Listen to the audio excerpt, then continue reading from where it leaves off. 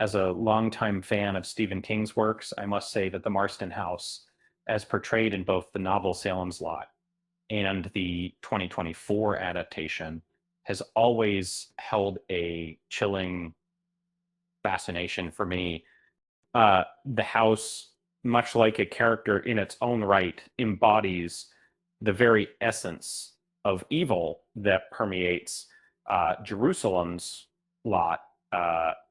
And heads up, this article discloses spoilers from the 2024 adaptation of Salem's Lot. The ominous Marsten House plays a crucial role in the story, and has long been shunned by the townsfolk of Jerusalem's Lot due to its haunted reputation. For decades, it has cast a shadow over the community as a symbol of wickedness and degeneration. The enigmatic Richard Straker acquires this house and subsequently uses it as a base for the powerful vampire, Kurt Barlow, who aims to convert the townspeople into his kind. The transformation process commences with Barlow's initial victim being taken to the Marsten House. The character who gives the Marsten House its name in the 2024 adaptation of Salem's Lot, Hubie Marsten, is seldom present and only briefly alluded to. When a group of men hired by Straker transport Barlow's coffin to the Marsten House, they ponder if tales of Hubie worshiping Satan are factual, and whether this could explain why he murdered his wife, Hubie Marsten, before taking his own life. In Stephen King's book, Salem's Lot,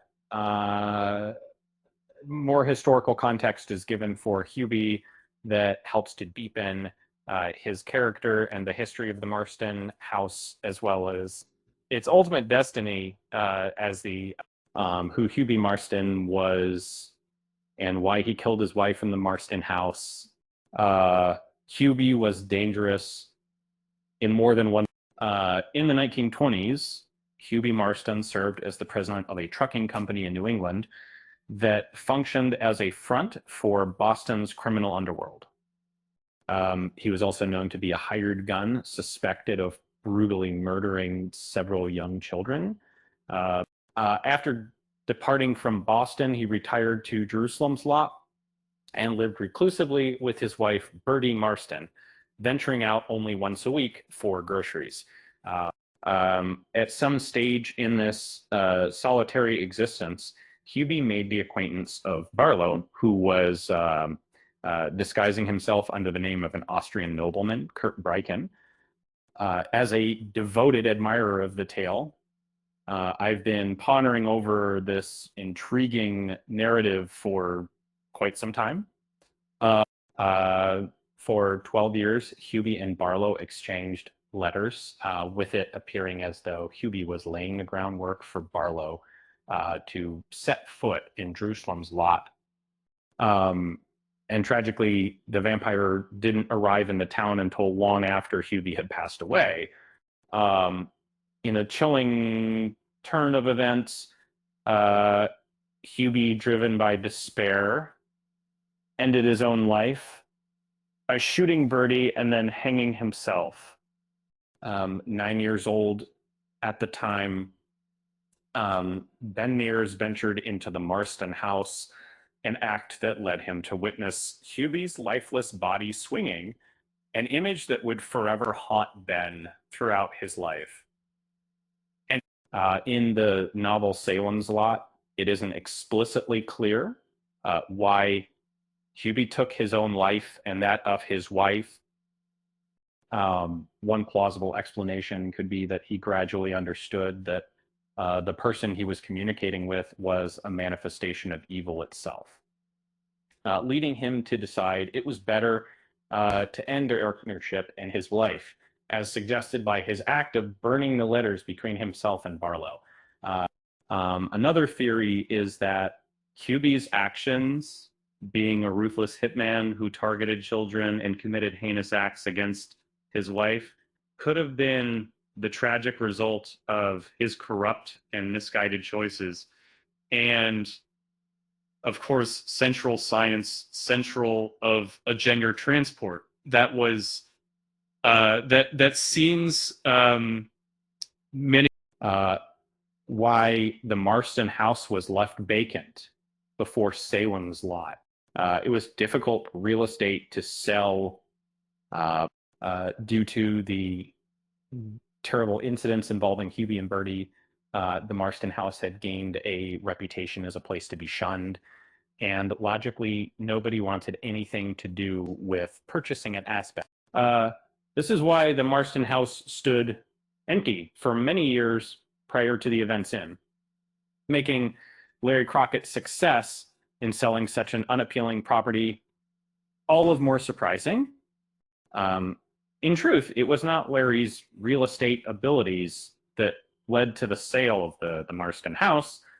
Under Barlow's instructions, Straker managed to persuade Larry to transfer the property to him for just a single dollar.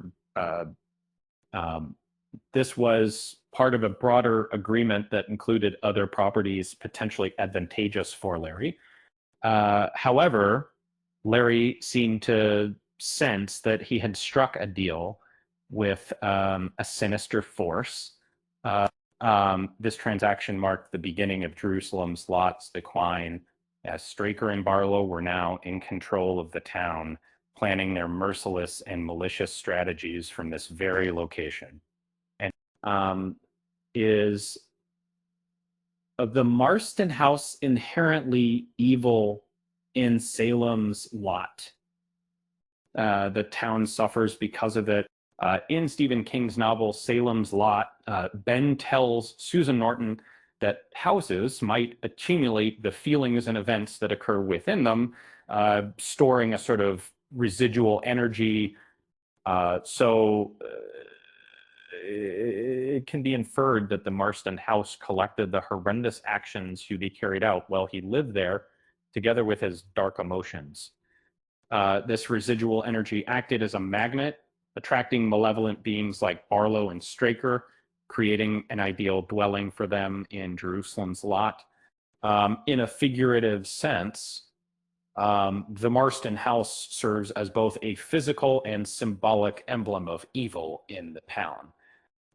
Characters like Sheriff Parkins Gillespie hint at the profound darkness that has been unattended and allowed to grow within Jerusalem's lot for years.